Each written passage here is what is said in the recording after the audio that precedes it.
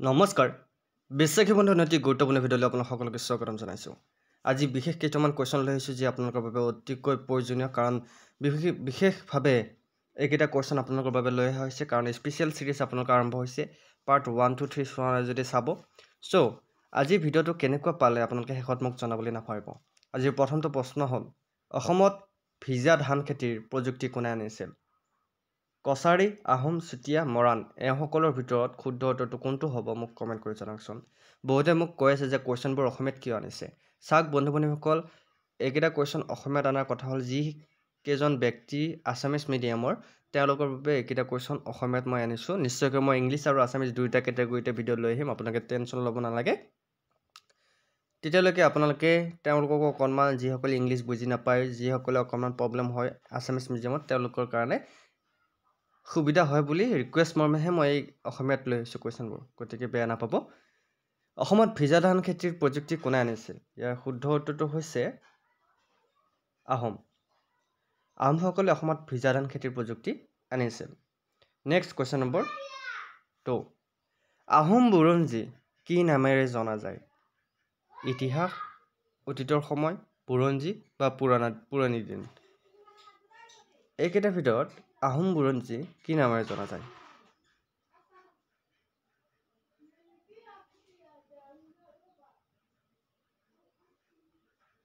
ইয়াৰ শুদ্ধ উত্তৰটো হৈছে আহোম বুৰঞ্জী নামেৰে জনা যায় আহোমসকলে প্ৰথমে আহিছিল ক'ৰ পৰা আহিছিল বা ক'ত আহিছিল ইয়াৰ শুদ্ধ উত্তৰটো মোক কমেণ্ট কৰকচোন আহোমসকল প্ৰথমে ক'ৰ পৰা আহিছিল কমেণ্ট কৰকচোন ইয়াৰ শুদ্ধ উত্তৰটো হৈছে মংমাও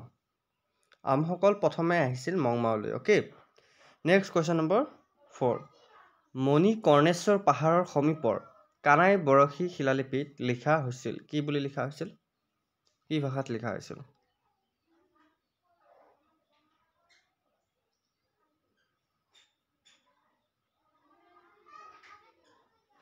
ইয়াৰ শুদ্ধ উত্তৰটো হৈছে অসমীয়া ভাষাত লিখা হৈছিল মণিকৰ্ণেশ্বৰ পাহাৰৰ সমীপৰ কানাই বৰশী শিলালিপি অসমীয়া ভাষাত লিখা হৈছিল ইয়াৰ ভিতৰত কিছুমান কুৱেশ্যন হয়তো এনচাৰবোৰ হয়তো মিছমেচ থাকিব পাৰে আপোনালোকে চাব ভুল হ'লে কিবা মোক কমেণ্ট কৰি জনাব কোন বছৰত চিলাৰাই আহোমৰ ৰাজধানী গড়গাঁও দখল কৰিবলৈ সক্ষম হৈছিল কোন বছৰত চিলাৰাই আহোমৰ ৰাজধানী গড়গাঁও দখল কৰিবলৈ সক্ষম হৈছিল বিশেষ কুৱেশ্যন হয়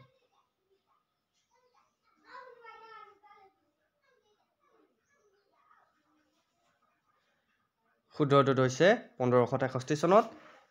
1563 কি কৰিছিল চিলাৰে আহোমৰ ৰাজধানী গড়গাঁও দখল কৰিবলৈ সক্ষম হৈছিল নেক্সট কুৱেশ্যন নম্বৰ 6 হাজোত কোনে পুনৰ নিৰ্মাণ কৰিছিল হয়গ্ৰীৱ মাধৱ মন্দিৰ হাজোত হয়গ্ৰীৱ মাধৱ মন্দিৰ কোনে পুনৰ নিৰ্মাণ কৰিছিল হাজো স্পেলিংটো ভুল কৰি টাইপ কৰা হৈছে দেই আপোনালোকে ভুল নাপাব এইটো হচৌকাৰ হৈ আছে ওকাৰ হ'ব লাগে টাইপিং মিষ্টেক ৰৈ গৈছে কিছুমান হাজোত কোনে পুনৰ নিৰ্মাণ কৰিছিল হয়গ্ৰীৱ মাধৱ মন্দিৰ ইয়াৰ শুদ্ধ উত্তৰটো হৈছে ৰঘুদেৱে হাজোত হয়গ্ৰীৱ মাধৱ মন্দিৰ পুনৰ নিৰ্মাণ কৰিছিল next question number 7 APSC prelims 2000 আহিছিল যে অসম ভ্ৰমণ কৰিছিল বিখ্যাত ভ্ৰমণকাৰী ইবন বটুতা কিমান শতিকাত ইবন বটুতাই অসম ভ্ৰমণ কৰিছিল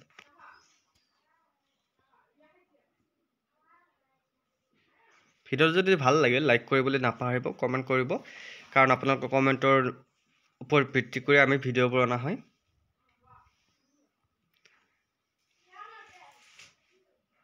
চতুৰ্দশ শতিকাত ইয়াৰ শুদ্ধ উত্তৰটো হৈছে চতুৰ্দশ শতিকাত অসম ভ্ৰমণ কৰিছিল বিখ্যাত ভ্ৰমণকাৰী ইবন বটুতা অ'কে ৰংপুৰৰ অৰ্থ কি কেতিয়াবা কুৱেশ্যন আহিব পাৰে ৰংপুৰ মানে কি আপোনালোকে নাম শুনিছে ৰংপুৰৰ অৰ্থ কি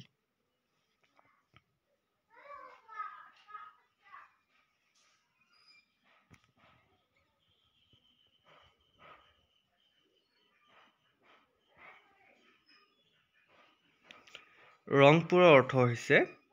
মনোৰঞ্জনৰ চহৰ ৰংপুৰৰ অৰ্থ কি ৰংপুৰৰ অৰ্থ হৈছে মনোৰঞ্জনৰ চহৰ মনত থাকিব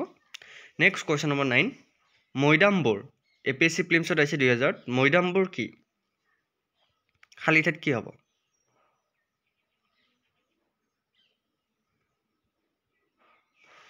মৈদামবোৰ হৈছে আহোম ৰজাৰ সমাধি টিলা ওকে মৈদামবোৰ হৈছে আহোম ৰজাৰ সমাধি টিলা তাক আহোম ৰজাৰ সমাধি টিলাক কি কোৱা হয় মৈদাম বুলি কোৱা হয় যদি কিবা ইয়াৰ মাজত ভুল ৰৈ যায় ভুল কুটি ৰৈ যায় কাৰণ আপোনালোকৰ বাবে বিভিন্ন কেটেগৰীত কাম কৰা হৈ থাকে সো কিছুমান ভুল ৰোৱাটো স্বাভাৱিক কথা তাৰ কাৰণে ক্ষমা বিচাৰিছোঁ কোনজন আহোম ৰজা জনপ্ৰিয়ভাৱে বামুণী কোঁৱৰ নামেৰে পৰিচিত আছিল কোনজন আহোম ৰজা জনপ্ৰিয়ভাৱে বামুণী কোঁৱৰ নামেৰে পৰিচিত আছিল এই কুৱেশ্যনটো বিভিন্ন ধৰণৰ এক্সামত আহি থাকে বামুণী কোঁৱৰ বুলি কোনজন আহোম ৰজাক জনা যায় এনেকৈও কুৱেশ্যনটো সুধিব পাৰে গতিকে শুদ্ধ উত্তৰটো কি হ'ব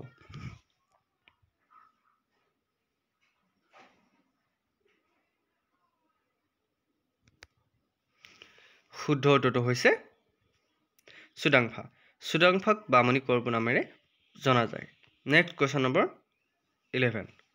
কোনজন আহোম ৰজা জনপ্ৰিয়ভাৱে নৰিয়াৰ ৰজা নামেৰে পৰিচিত নৰিয়া ৰজা কোনজন আহোম ৰজা জনপ্ৰিয়ভাৱে নৰিয়া ৰজা নামেৰে পৰিচিত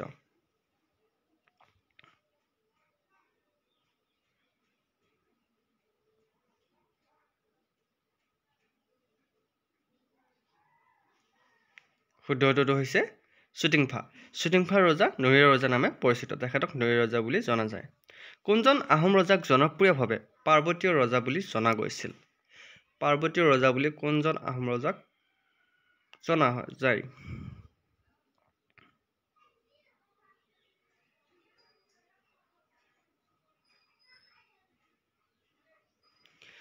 ইয়াৰ শুদ্ধ উত্তৰটো হৈছে পাৰ্বতীয় ৰজা বুলি সুদেফা নামৰ এজন ৰজা তেখেতক পাৰ্বতীয় ৰজা বুলি জনা যায় নেক্সট কুৱেশ্যন নম্বৰ 13 চকৰিফেটি বুৰঞ্জী কোনে লিখিছিল বহুত ইম্পৰ্টেণ্ট কুৱেশ্যন হয় চকৰিফেটি বুৰঞ্জীৰ কথা আহি থাকে চকৰিফেটি বুৰঞ্জী কোনে লিখিছিল কমেণ্ট কৰকচোন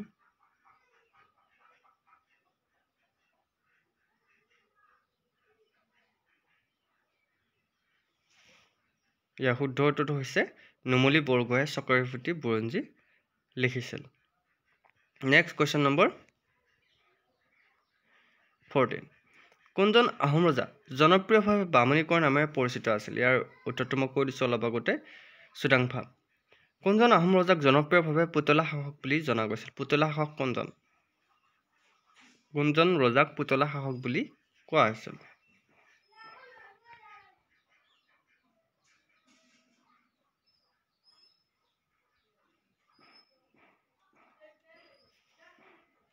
শুদ্ধ উত্তৰটো হৈছে যোগেশ্বৰ সিংহক পুতলা শাসক বুলি কোৱা হৈছিল কোনজন চুতীয়া ৰজাই ৰাজধানী ৰত্নপুৰৰ পৰা শদিয়ালৈ স্থানান্তৰিত কৰিছিল কোনজন চুতীয়া ৰজাই ৰাজধানী ৰত্নপুৰৰ পৰা শদিয়ালৈ স্থানান্তৰিত কৰিছিল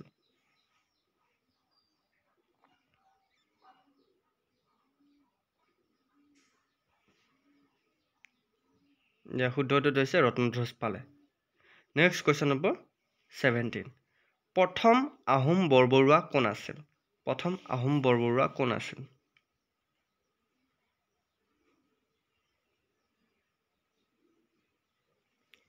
ইয়াৰ শুদ্ধ উত্তৰটো হৈছে মোমাই তামুলী বৰবৰুৱা আছিল প্ৰথম Ahom Borbarua next question number 18 Lakshminarayan কোন বংশৰ প্ৰথম শাসক আছিল কমেণ্ট কেইটা চাই শুদ্ধ উত্তৰটো কমেণ্ট কৰক অপশ্যন কেইটা চাই শুদ্ধ উত্তৰটো কমেণ্ট কৰক লক্ষ্মীনাৰায়ণ কোন বংশৰ প্ৰথম শাসক আছিল ইয়াৰ শুদ্ধ উত্তৰটো হৈছে কোচবিহাৰ শাখাৰ প্ৰথম শাসক আছিল নেক্সট কুৱেশ্যন নম্বৰ 19 চিলাৰায়ৰ প্ৰকৃত নাম কি আছিল আমি সকলোৱে জানো চিলাৰায় এতিয়া চিলাৰায় নামটো বহুতে নাজানে বহুতে এক্সামত ভুলকৈ লিখি থৈ আহে গতিকে আপোনালোকে যদি গেট 4 পৰীক্ষা দিবলৈ ওলাইছে তেনেহ'লে এইবিলাক কুৱেশ্যনে আপোনালোকৰ বাবে আহি থাকিব বহুতে মোক সুধিছে যে দাদা গেট 4 ড্ৰাইভাৰ পোষ্টৰ কাৰণে কিমান টাফ আহিব কুৱেশ্যন বেছি টাফ নাহে একদম ইজি লেভেলৰ কুৱেশ্যন আহিব কিন্তু সেইকেইটা কুৱেশ্যনে আপোনালোকৰ কনফিউজন লাগিব পাৰে গতিকে ভালকৈ পঢ়ি যাব চিলাৰায়ৰ প্ৰকৃত নাম কি আমি সকলোৱে জানো শুক্লধ্বজ নামেৰে চিলাৰায় পৰিচিত নেক্সট কুৱেশ্যন নম্বৰ 20 শিৱদৌল নিৰ্মাণ কৰা হৈছিল কাৰ ৰাজত্বকালত নিৰ্মাণ কৰা হৈছিল ইয়াৰ শুদ্ধ উত্তৰটো হৈছে শিৱদৌল শিৱসিংহৰ দিনত নিৰ্মাণ কৰা হৈছিল মীৰ জুমলাৰ আক্ৰমণৰ সময়ত আহোমৰ ৰজা কোন আছিল কুৱেশ্যন নম্বৰ 21 মীৰ জুমলাৰ আক্ৰমণৰ সময়ত আহোমৰ ৰজা কোন আছিল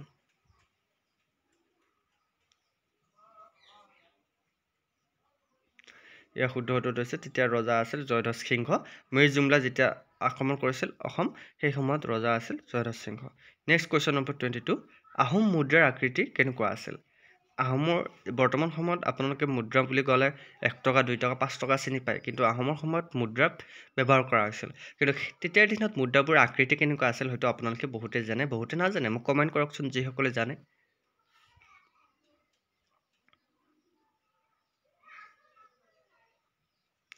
আহোমৰ মুদ্ৰাৰ আকৃতি আছিল অষ্টভুজ মানে 8টা ভুজা আছিল ওকে নেক্সট কুৱেশ্যন নম্বৰ 23 ভগৰজা বুলি ডাকনাম দিয়া কোন আহোম ৰজা আছিল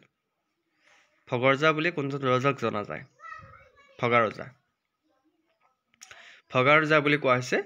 ভগা ৰজা বুলি কোনজন আহোম ৰজাক কোৱা হয় ইয়াৰ শুদ্ধ উত্তৰটো হৈছে জয়দ্ৰত সিংহ নেক্সট কুৱেশ্যন নম্বৰ 24 আহোম ৰাজত্বৰ সমাধিৰ টিলাবোৰ কি নামেৰে জনা যায় আহোম ৰাজত্বৰ সমাধিৰ টিলাবোৰ মই অলপ আগতে কৈছিলোঁ মৈদাম বুলি জনা যায় আহোমৰ যি সমাধিস্থল সেইবিলাকক মৈদাম বুলি কোৱা হয় সমাধিস্থলটোক মৈদাম বুলি কোৱা হয় সমাধি টিলাবোৰক ওকে মনত থাকিব নেক্সট কুৱেশ্যন নম্বৰ 25 কোন আহোম ৰজাই বংগ আক্ৰমণৰ পৰিকল্পনা কৰিছিল কোনজন আহোম ৰজাই বংগ আক্ৰমণৰ পৰিকল্পনা কৰিছিল বহুত ইম্পৰ্টেন্ট কুৱেশ্যন হয় আজি ডিসকাস কৰাব যদি আপোনালোকে এতিয়ালৈকে কুৱেশ্যনবোৰ চাইছে তেনেহলে আপোনালোকে চেনেলটো সাবস্ক্ৰাইব কৰি থবলৈ নাপাহৰিব কাৰণ এনেকুৱা ধৰণৰ কুৱেশ্যনবোৰে আপোনালোকৰ পৰীক্ষাত আহে আৰু যিবোৰ আপোনালোকে গম নাপায় গতিকে যদি কুৱেশ্যনবোৰ চাব বিচাৰে তেনেহলে সিৰিজটো চাব বিচাৰে আপোনালোকে 1 2 3 চাই ল'ব তাৰ পিছত চেনেলটো সাবস্ক্ৰাইব কৰি লওক ইয়াৰ শুদ্ধ উত্তৰটো হৈছে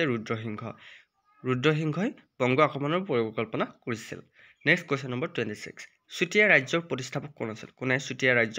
প্ৰতিষ্ঠা কৰিছিল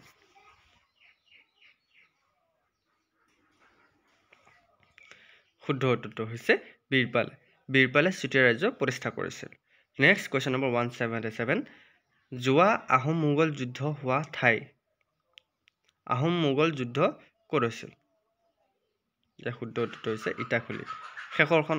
ইটাখুলি আহোম মোগল যুদ্ধ হোৱা ঠাই ইয়াৰ ভিতৰত শৰাইঘাটটো হৈছে ইটাখুলিটো হৈছে গতিকে আপোনালোকে গম পাইছে ইটাখুলি বৰ্মন বংশৰ শেষ শাসক কোন আছিল বৰ্মন বংশৰ শেষ শাসক আছিল ভাস্কৰ বৰ্মন মনত থাকিব বৰ্মন বংশৰ শেষৰজন ৰজা কোন আছিল Bhaskar Varman next question number 29 Chutia ৰাজ্যৰ শেষ শাসক কোন আছিল চুতীয়া ৰাজ্যৰ শেষ শাসক বুলি ক'লে আপোনালোকে মনত ৰাখিব বহুত ইম্পৰ্টেন্ট কুৱেশ্যন হয় কি হ'ব পাৰে শুদ্ধটো মোক কমেন্ট কৰকচোন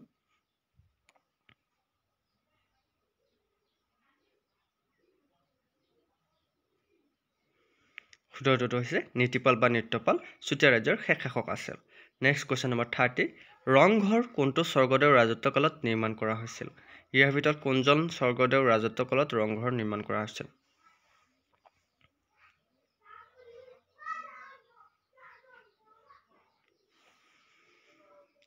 শুদ্ধ উত্তৰটো হৈছে প্ৰমত্ত সিংহৰ দিনত ৰংঘৰ নিৰ্মাণ কৰা হৈছিল নেক্সট কুৱেশ্যন নম্বৰ 31 কোন চনত চুকাফাই চৰাইদেউত আহোম ৰাজ্য প্ৰতিষ্ঠা কৰিছিল চুকাফাই কোন চনত চৰাইদেউত আহোম ৰাজ্য প্ৰতিষ্ঠা কৰিছিল ইয়াৰ শুদ্ধ উত্তৰটো হৈছে 1253 চনত চৰাইদেউ আহোম ৰাজ্যত চুকাফাই আহোম ৰাজ্য প্ৰতিষ্ঠা কৰিছিল আহোম জনগোষ্ঠীয় মানুহৰ বংশধৰ আহোম জনগোষ্ঠীয় ইয়াৰ ভিতৰত কোন মানুহৰ বংশধৰ আমি সকলোৱে জানো টাই জনগোষ্ঠী মানুহৰ বংশধৰ ওকে বহুত ইম্পৰ্টেন্ট কুৱেশ্যন হয় নেক্সট কুৱেশ্যন নম্বৰ 33 শংকৰদেৱৰ আইতাকৰ নাম কি আছিল শংকৰদেৱৰ আইতাক আমি সকলোৱে জানো পঢ়িও আহিছো ক্লাছ 4 টো পাইছো ক্লাছ 5 টো পাইছো শংকৰদেৱৰ আইতাকৰ নাম কি আছিল আমি সকলোৱে জানো খেৰকুটি শংকৰদেৱৰ আইতাকৰ নাম আছিল খেৰকুটি নেক্সট পোছা ব্যৱস্থাটোৰ বিষয়ে উল্লেখ কৰা হৈছে পোছা ব্যৱস্থা কি আছিল পোছা ব্যৱস্থা ইয়াৰ ভিতৰত কোনটো কি উল্লেখ কৰা হৈছে ইয়াৰ শুদ্ধ উত্তৰটো হৈছে জনজাতীয় তুষ্টিকৰণ নীতি পোছা ব্যৱস্থাটোৰ বিষয়ে উল্লেখ কৰা হৈছে কোন বংশই মাইবঙত ৰাজধানী কৰিছিল ইয়াৰ ভিতৰত কোনটো বংশই মাইবঙত ৰাজধানী কৰিছিল শুদ্ধ উত্তৰটো হৈছে কছাৰী বংশই মাইবঙত ৰাজধানী কৰিছিল মনত থাকিব নেক্সট কুৱেশ্যন নম্বৰ 36 আপাত দৃষ্টিত 1823 চনত কোনে অসম চাহৰ সন্মুখীন হৈছিল ইয়াৰ শুদ্ধটো হৈছে ৰবাৰ্ট ব্ৰুচ। ৰবাৰ্ট ব্ৰুচে 1823 চনত চাহৰ সন্মুখীন হৈছিল। নেক্সট কুৱেশ্যন নম্বৰ 37 মায়ামৰ সত্ৰৰ প্ৰতিষ্ঠাপক কোন আছিল? মায়ামৰ সত্ৰৰ প্ৰতিষ্ঠাপক কোন আছিল? ইয়াৰ শুদ্ধ উত্তৰটো হৈছে শ্ৰী শ্ৰী অনিৰুদ্ধদেৱ আছিল মায়ামৰ সত্ৰৰ প্ৰতিষ্ঠাপক। নেক্সট যাক কামৰূপৰ বিক্ৰমাদিত্য বুলি জনা গৈছিল সেইজন ৰজাৰ নাম কি? সেইজন ৰজাৰ নামটো কমেণ্ট কৰকচোন। কাক কামৰূপৰ বিক্ৰমাদিত্য বুলি জনা গৈছিল? ইয়াৰ শুদ্ধ উত্তৰটো হৈছে নৰনাৰায়ণ। নৰনাৰায়ণক কামৰূপৰ বিক্ৰমাদিত্য বুলি জনা গৈছিল। নেক্সট কুৱেশ্যন নম্বৰ 39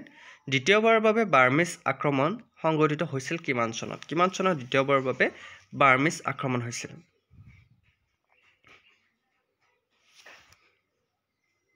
ইয়াৰ শুদ্ধ উত্তৰটো হৈছে 1819 চনত বাৰ্মিজ আক্ৰমণ হৈছিল।